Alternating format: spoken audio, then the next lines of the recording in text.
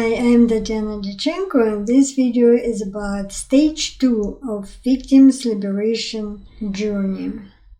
And during this holiday season, I know that victims of abuse feel lonely and they're isolated, they don't have support, and I want to give you support and tell you it's not your fault.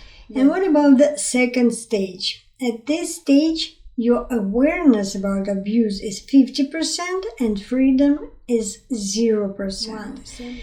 Awareness 50% because you start to realize it's not normal how they treat you. It's unfair, it's aggressive, it's manipulative.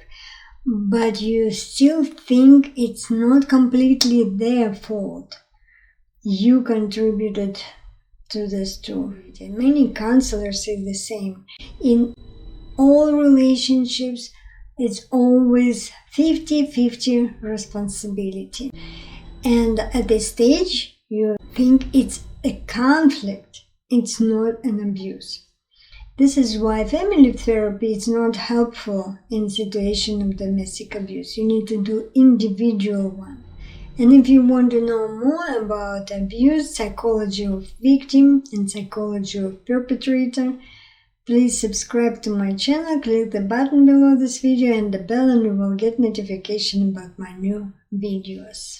Why do you want to work on the relationship at this stage and split responsibility? First of all, you're still attached to this person.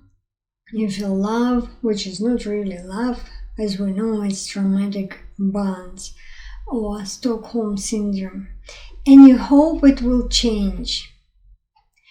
You can't believe it's over. At this stage, my clients ask, can I help them?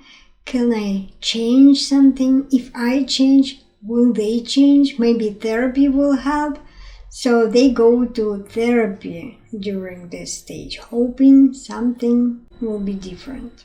And you hope that you can control the situation. Of course, if you feel like 50% of responsibility is yours, if you change, the partner will follow. And I honestly don't believe in this. Especially if you are the only one who wants to change. Reason number 2 is you're feeling sorry for them and fear that they will not manage without you. I cannot break her heart. She will not survive. Or he will die and I will not forgive myself. Reason number 3, you blame yourself. So because it's a 50% of responsibility, you feel like you are an aggressor too. Yes, he is aggressive, but I'm also not a nicest person. I can be aggressive. I can be controlling. We sometimes switch roles. And to check the facts, write down the whole situation, what happened. Conflict situation, how it started, what was next, and how it ended.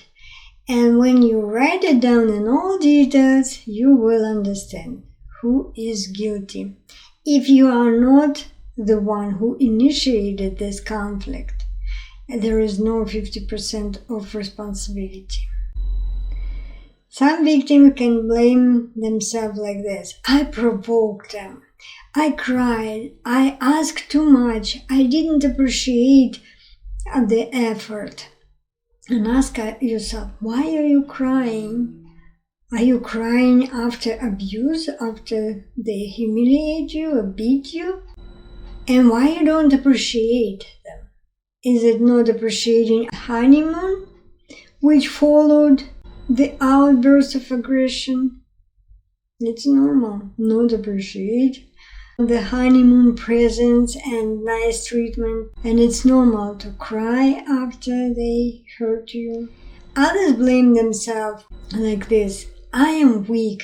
I can't protect my boundaries. It's my fault.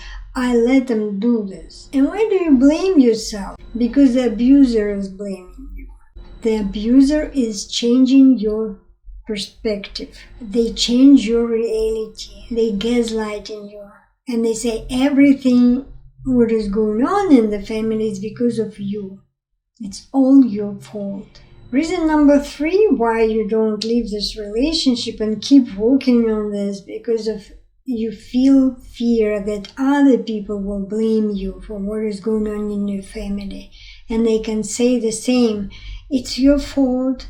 You can't control your emotion. You're too emotional, too sensitive. You can't understand humor. Why are you not protecting your boundaries? Why did you choose this partner? So you don't want all this blame and you don't want to hear, I told you so. This is why you keep to yourself and don't share this information, and you can't find help if you keep to yourself. And the problem with the 50% awareness is when you think it's 50-50 responsibility, you will never set yourself free. You will be always working on yourself, on your relationship, trying to find an approach. And meanwhile, they are destroying you, destroying your self-esteem, destroying your health, and sometimes even life. First, you need to be aware that who is an abuser and who is a victim.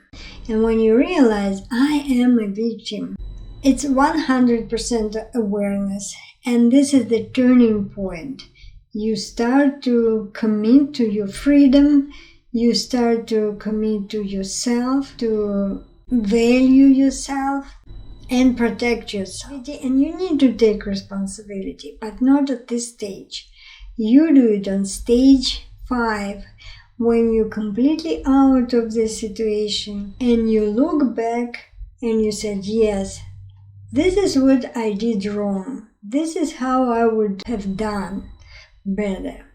Only on the stage 5. Don't do it earlier. And what to do on stage 2? Even if you don't believe it's abuse, write down each conflict situation, each disagreement, how it started, step by step. Document everything. If you have bruises, if they abuse you physically, take pictures. Send to your friends this picture. You need to share this information. You need to have somebody else's perspective on your situation. It will help you to keep your sanity. And I wish you to be aware and take your power back.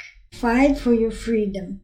You have right to be happy. Merry Christmas, Happy New Year, and see you next time. It was Tatiana Dyachenko.